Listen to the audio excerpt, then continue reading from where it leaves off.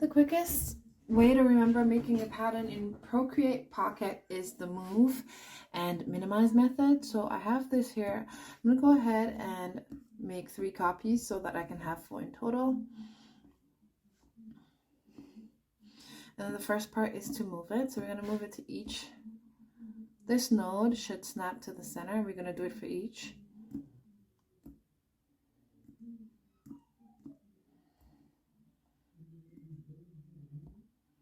Okay, so this will bottom left, sorry.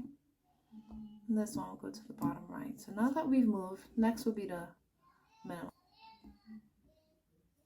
Okay, I'm just gonna go ahead and merge these so that I can fill up the center quickly.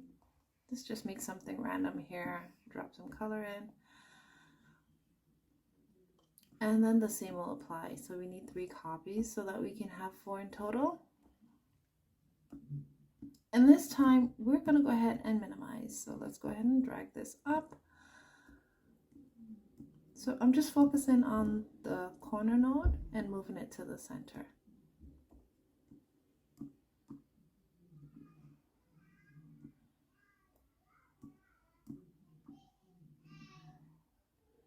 And that's your pattern.